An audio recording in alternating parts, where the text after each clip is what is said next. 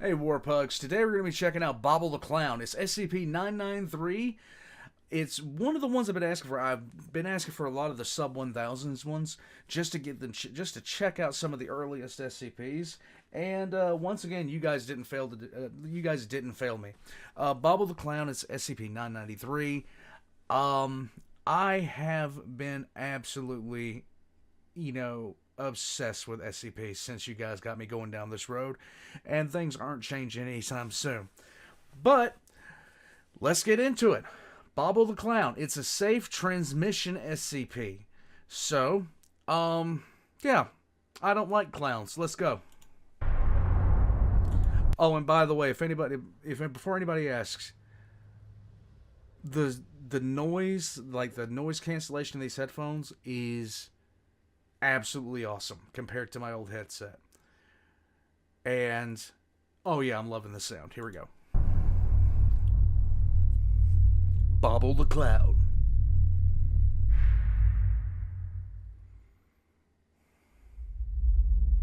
Good afternoon, everyone. Okay, why does it look so creepy? I hate clowns, man.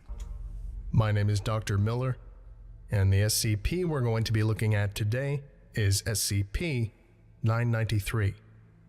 Object Class: Safe. Special Containment Procedures. Any broadcasts of SCP-993 are to be intercepted as detailed in Protocol Upsilon Beta 3 and blocked from public viewing. All intercepted broadcasts are to be recorded and stored for future viewing. Any subjects used to view SCP-993 must be under the age of 10 and are to be dosed with a Class A amnesiac after they have described the episode.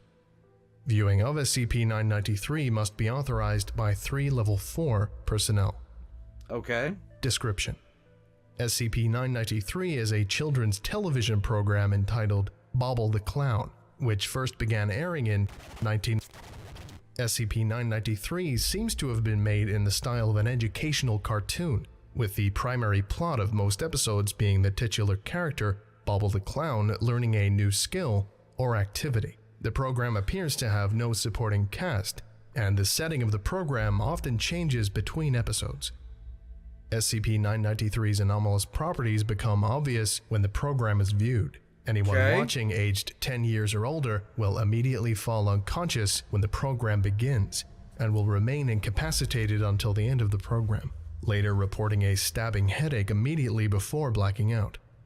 Children under the age of 10 viewing SCP-993 later report that it teaches and advocates activities such as cannibalism, torture, and these activities appear to become ingrained in the subject's mind. Repeated exposure to SCP-993 can result in permanent psychotic and schizophrenic symptoms.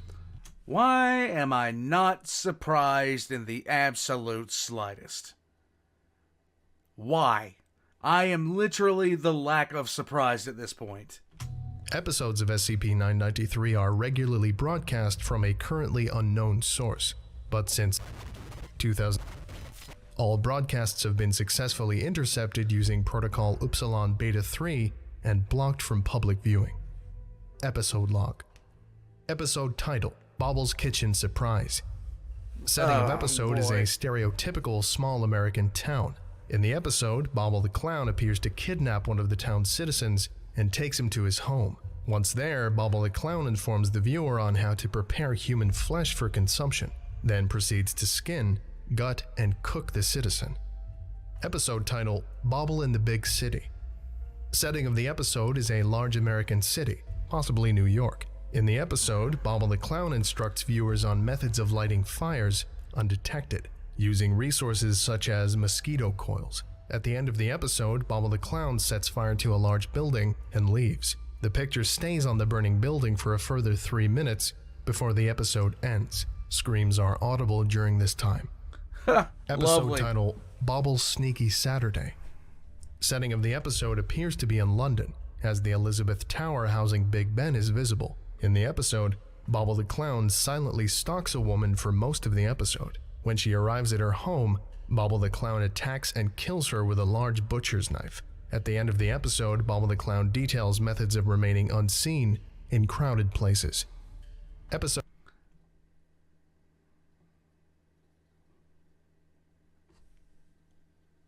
Why? Just why? This is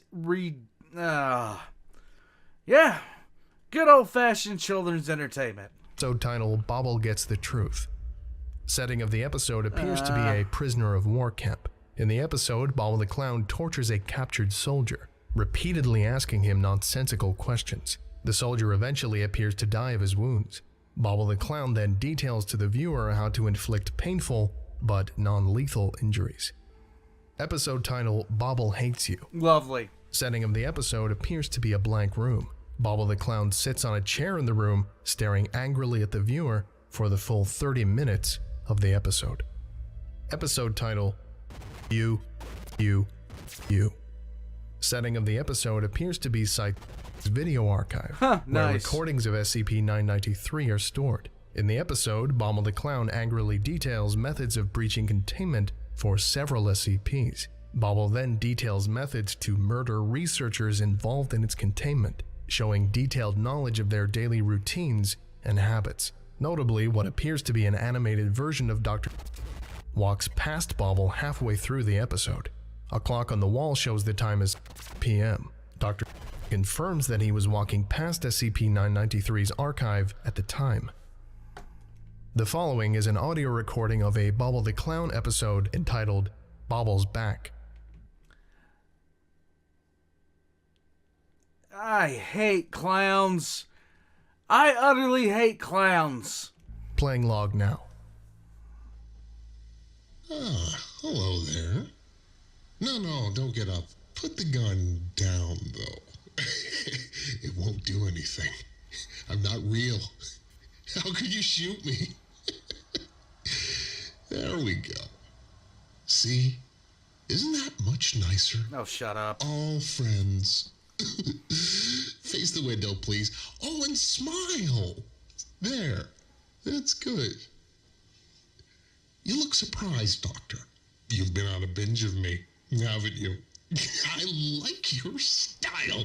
You fall down and then you just get back up. Shame, though. That's what let me in. Nice couch. Don't get up. I'll make myself at home. What are you talking about, Doctor? Oh, no.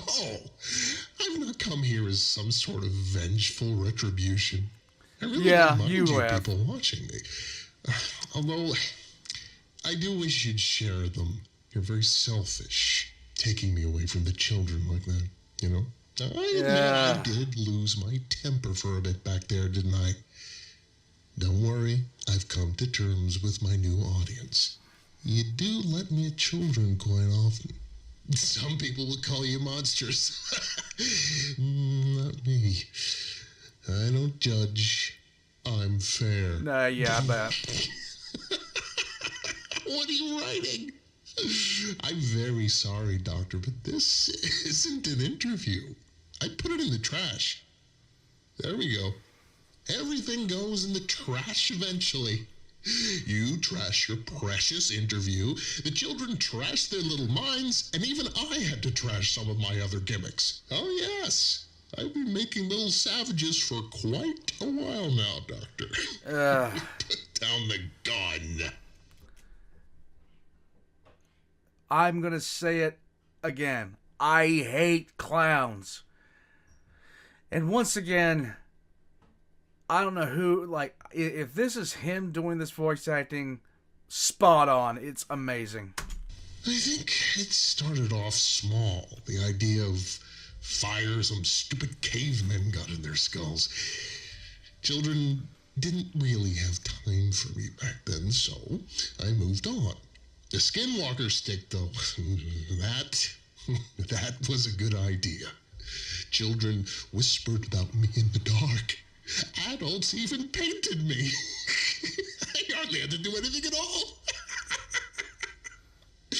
But then you had to get clever, didn't you? Suddenly, all those superstitions started to float away, and I had no children to help, no parents to be... Well, you'll find out soon enough. And yet, there was one little form that I had left. One fun-loving character that I could still reach inside those kids' heads and twist. I'm talking, of course, about Bobble the Clown. Oh, don't look so glum. Smile. You're on television.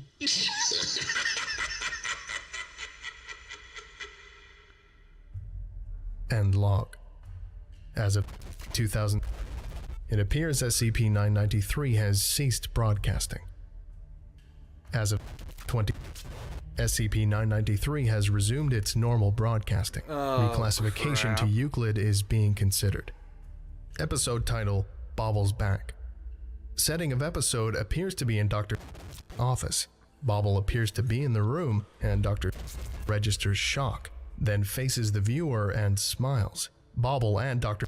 then appear to converse for 15 minutes, although no dialogue is audible. 15 minutes in, Dr.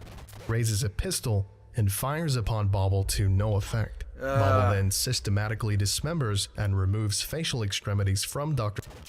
using a large butcher's knife. Lovely. Signs of movement are visible from Dr. for 3 minutes, after which the credits roll. Alarmingly, Dr. disappeared without a trace a day before the episode broadcasted. Lovely.